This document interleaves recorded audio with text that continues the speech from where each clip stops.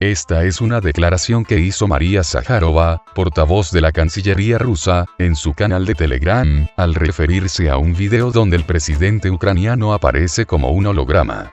La imagen de Zelensky se ha construido cuidadosamente con la ayuda de numerosas personas de relaciones públicas y expertos en alta tecnología, incluso del Reino Unido, apuntó.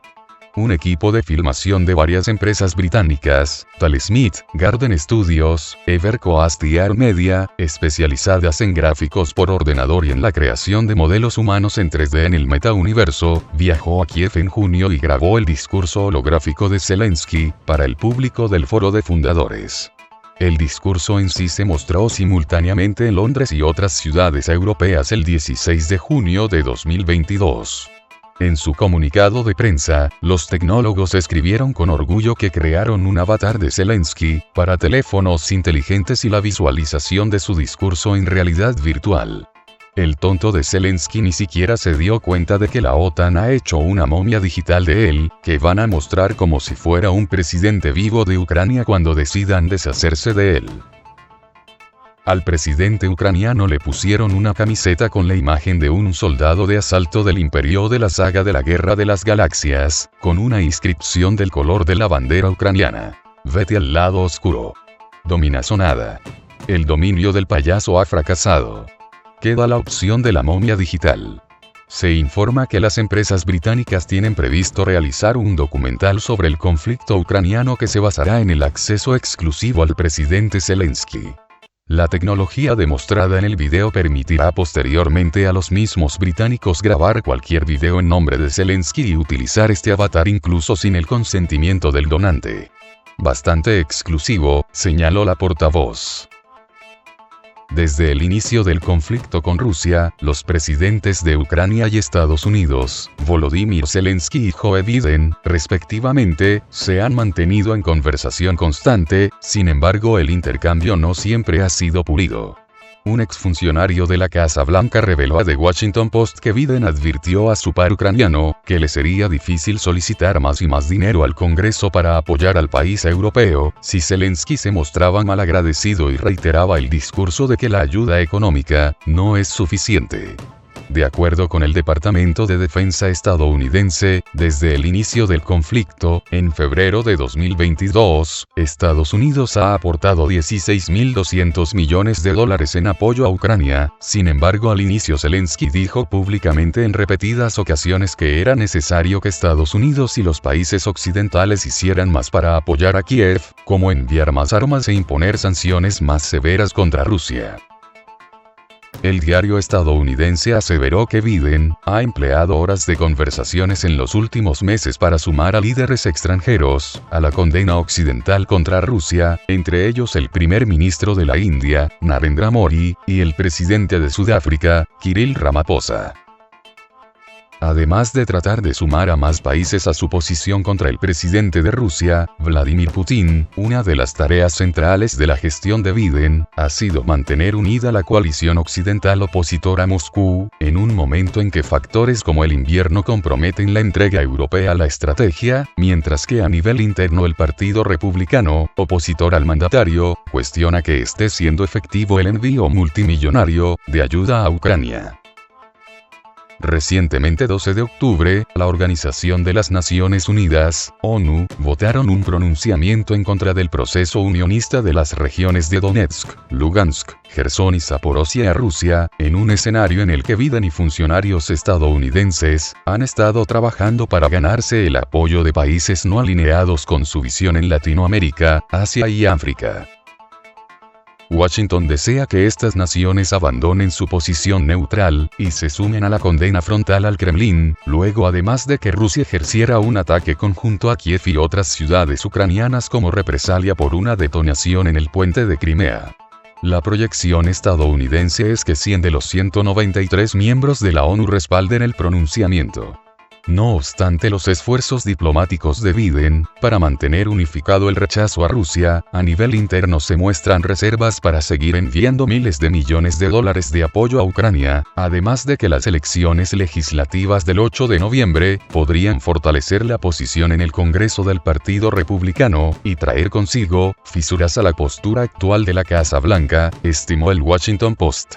El Centro de Pensamiento Pew Research reveló en una encuesta que 32% de los estadounidenses considera que su país está ofreciendo demasiada ayuda al conflicto ucraniano, una cifra que estaba en el 9% en marzo, al inicio de la confrontación, además de que 38% está muy preocupado por una derrota de Ucrania, cuando el índice era del 55% en mayo.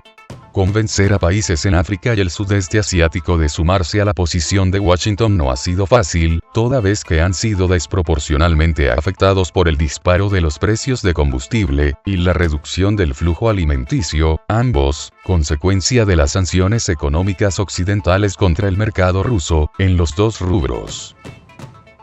La Asamblea General de la ONU aprobó en una sesión extraordinaria sobre Ucrania la resolución que condena la adhesión a Rusia de las repúblicas populares de Donetsk y Lugansk, así como las regiones de Jersón y Zaporozhye. Un total de 143 países votaron a favor de la resolución, mientras que 5 naciones se opusieron y 35 se abstuvieron de votar. El 30 de septiembre, Estados Unidos y Albania presentaron ante el Consejo de Seguridad de la ONU, un proyecto de resolución que condena los referendos en las regiones de las repúblicas populares de Donetsk y Lugansk, Zaporozhye y Jersón. Rusia vetó este documento. Brasil, Gabón, la India y China se abstuvieron. Los países de América Latina votaron a favor de la condena en su mayoría, solo Nicaragua votó en contra de dicha resolución. Según la resolución de la Asamblea General de la ONU adoptada en abril, se convocará una reunión de este organismo, cada vez que alguno de los Estados miembros permanentes haga uso del veto, en el Consejo de Seguridad. Rusia cree que la Organización de las Naciones Unidas se ha polarizado, llena de cinismo y confrontación, y presionando contra Rusia, afirmó el embajador ruso ante la ONU, Vasily Nevencia. Lamentablemente, dentro de los muros de la ONU, se está presenciando algo muy diferente, como el cinismo, la confrontación y la polarización peligrosa como hoy, nunca hemos visto en la historia de la ONU, particularmente clara durante esta sesión. La naturaleza politizada de esto se deriva del hecho de que se ha reunido específicamente para impulsar la narrativa contra un Estado, la Federación de Rusia, dijo Nevencia durante una sesión de emergencia de la Asamblea General. Además, agregó que la resolución de Estados Unidos sobre los referendos es un paso más hacia la división de la ONU. Mientras tanto, el jefe de la diplomacia europea, Josep Borrell, expresó su decepción por los resultados de la votación en la Asamblea General de la ONU, mientras que altos funcionarios rusos denunciaron el chantaje y la presión ejercidos sobre los estados en un intento de convencerlos a votar a favor de los intereses de los países occidentales. Este 13 de octubre, 143 países votaron a favor de la resolución de la Asamblea General, mientras 5 naciones se opusieron y 35 se abstuvieron de votar. El jefe de la diplomacia europea, Josep Borrell, expresó su preocupación por los 35 países que se abstuvieron en la votación, en la Asamblea General de la ONU sobre la resolución que rechaza los referendos en las regiones de Donetsk, Lugansk, Jersón y Zaporozhye. Estoy contento con este resultado, dijo. Pero al mismo tiempo estoy preocupado, ya que hay un gran número de abstenciones. Un 20% de la comunidad internacional decidió no apoyar ni rechazar, declaró Borrell. Asimismo, sostuvo que a la Unión Europea le queda mucho trabajo por hacer, para convencer a los que se abstuvieron. A su vez, el embajador ruso ante la ONU, Vasily Nevencia, lanzó que Rusia cree que la Organización de las Naciones Unidas se polarizó, llena de cinismo y confrontación, y presionando contra Rusia. Lamentablemente, dentro de los muros de la ONU, se está presenciando algo muy diferente como el cinismo, la confrontación y una polarización peligrosa. Hoy, como nunca lo habíamos visto en la historia de la ONU, particularmente durante esta sesión. La naturaleza politizada de esto se deriva del hecho de que se nos ha reunido específicamente para impulsar la narrativa contra un Estado. La Federación de Rusia lamentó nevancia durante una sesión de emergencia de la Asamblea General. Además, agregó que la resolución de Estados Unidos sobre los referendos es un paso más hacia la división de la ONU. Occidente lanzó una campaña de chantaje para obligar a los países en desarrollo a apoyar una resolución antirrusa de la Asamblea General. Todos hemos sido testigos de cómo Occidente, movido por instintos neocoloniales, lanzó una campaña sin precedentes de chantaje y de presión sobre los estados en desarrollo en un intento de que apoyen el proyecto de resolución antirrusa. Sabemos lo que se agitó en Washington. Las capitales de los miembros del movimiento de los no alineados fueron literalmente asediadas por una fuerza de desembarco de emisarios políticos de Estados Unidos y sus aliados que amenazaron directamente con el castigo y las consecuencias de la desobediencia, puntualizó. Por su parte, el primer embajador adjunto de Rusia ante la ONU, Dmitry Polyansky, escribió en su canal de Telegram: casi 40 países no resistieron la presión de Occidente antes de la votación en la Asamblea General. Al mismo tiempo, señaló que muchos países influyentes y poblados no sucumbieron a la presión. China, India, Sudáfrica, Sudán, Pakistán, Etiopía, Irán, Argelia, Mongolia y algunos otros, así como nuestros socios de la CEI, no apoyaron el proyecto antirruso. Muchas gracias a ellos por ello.